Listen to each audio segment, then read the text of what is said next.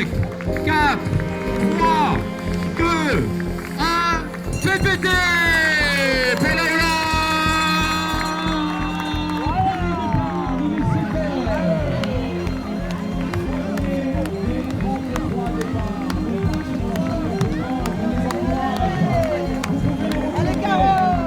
Juste avant, là-bas, au bout, au niveau de ce stade.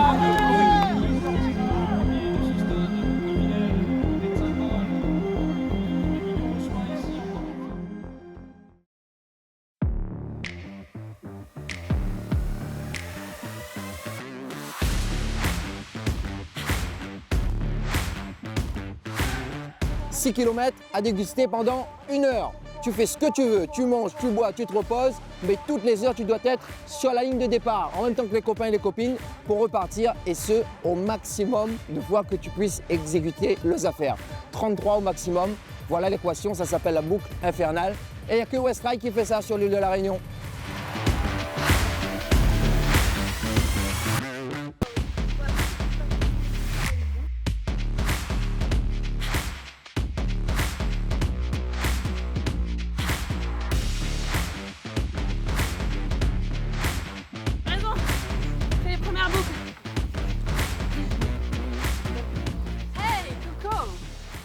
Il fait allez, quasi course en tête au centre du stade. On va lui demander son nom, c'est Léo. Si j'ai bien compris, Léo, tu nous viens d'où, de quelle région? Raconte-nous un peu ton petit parcours et ta petite présentation.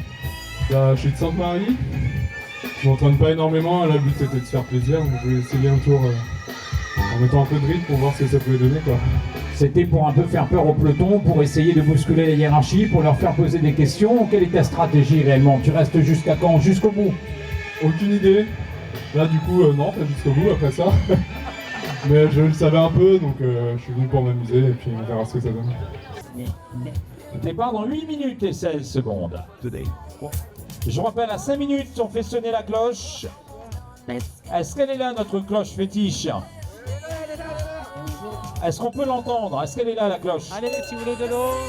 Mon responsable de cloche.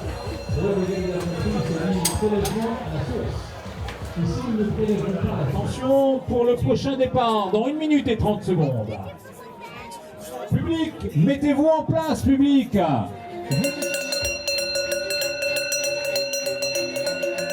Attention pour la cloche. 4, 3, 2, 1, fait péter pour le deuxième départ.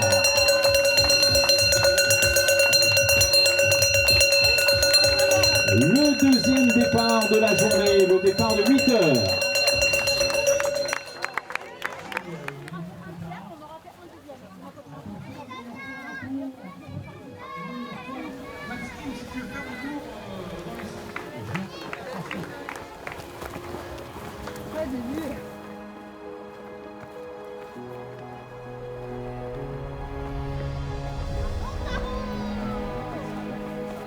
Fais péter! Fais péter! Allez, allez, allez, allez, allez, allez, allez!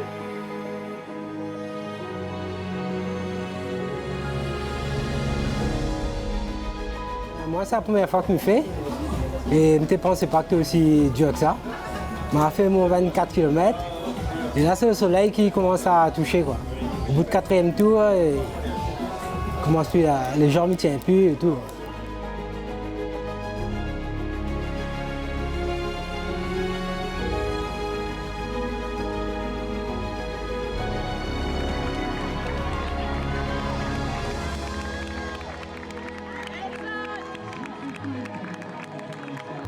Pour nous, en tout cas, on a déjà un sentiment de réussite. Après, c'est un événement extérieur qui est conditionné par la météo. Donc, pour le moment, on a vraiment d'excellentes conditions, mais qui sont difficiles pour les coureurs. Je suis assez admiratif, notamment vis-à-vis d'un Guillaume Ekembotard, qui enchaîne notamment des 31-32 minutes au tour. C'est vraiment très rapide pour avoir fait la reco. Je me dis que c'est très très engageant, mais pour autant c'est une exception puisqu'il est allé au bout des 33 heures l'an dernier. Donc je dirais de manière globale, c'est quand même plutôt de la joie d'économie, avoir un petit temps de récupération si possible pour se faire masser, pour ceux qui ont cette chance-là, pour boire, pour manger, se poser tout simplement, et puis repartir sur le tour suivant. Mais c'est pas donné à tout le monde.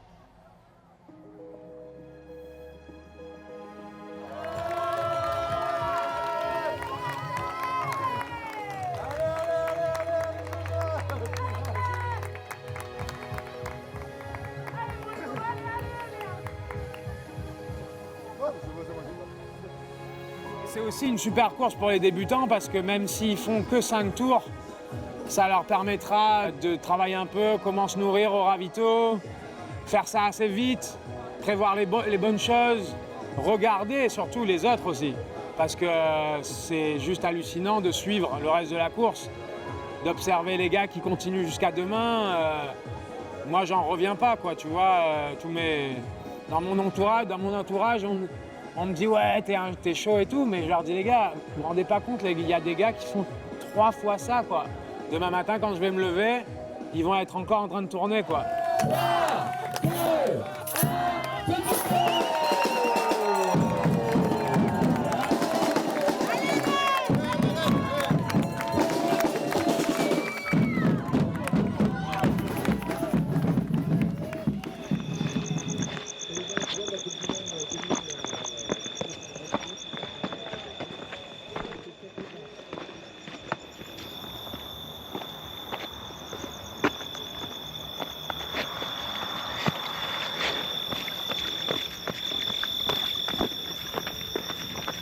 La petite relance là, regarde, hop hop hop, hop hop hop.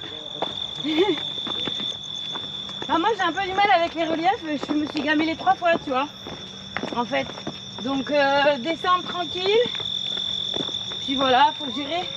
Mais moi j'ai du mal la nuit de voir les reliefs, les petits cailloux, tu vois. Faut être prudent.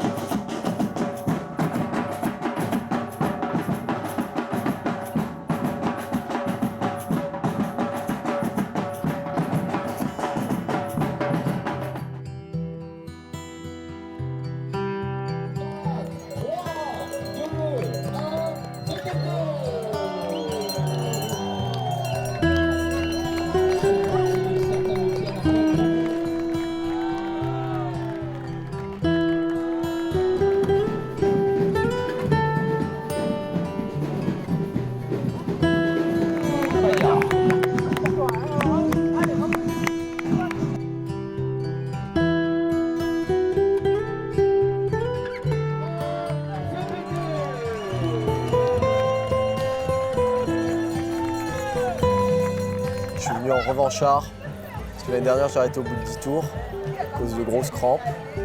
Et cette année c'est plutôt bien passé, on a eu les deux des bonnes jambes. C'est juste que là on en a plein d'autres culs.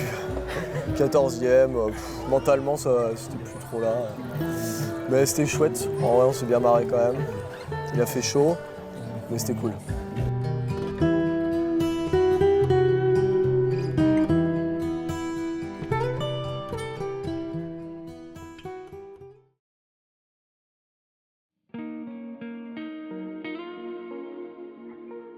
Je cours à la possession à la TNT, la Team Nature Trail, et on a décidé du coup avec 2 copains de faire le relais de la boucle infernale pour cette édition. Donc moi j'avais le premier relais qui consistait à faire 8 tours, 48 km. J'ai choisi ce relais parce que j'ai du mal avec la gestion de la chaleur, c'est ce qui m'a fait abandonner différentes courses. Et donc là je voulais prendre ça comme un entraînement pour préparer la suite de la saison où il y aura de la chaleur. D'ailleurs, c'était chouette de partager l'expérience avec les championnes comme Victoria, Sylvaine, qui d'habitude, voilà, on ne communique pas trop sur les courses. Là, il y a plus d'échanges, donc c'est un format qui est sympa pour ça.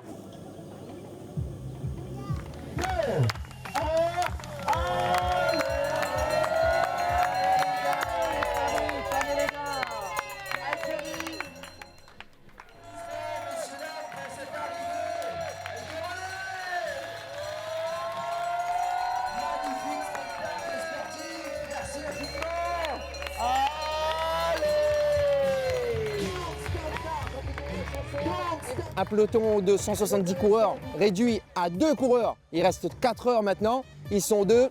Donc Nicolas Rivière et Guillaume Ekem qui sont en train de se challenger pour être le vainqueur de cette année. Chez les filles, on peut déjà vous donner le vainqueur au bout de la 22e heure, me semble-t-il. C'est Sylvaine Cussot qui découvrait ce concept. Ultra trailleuse certes, mais boucle infernale, ne connaissait pas.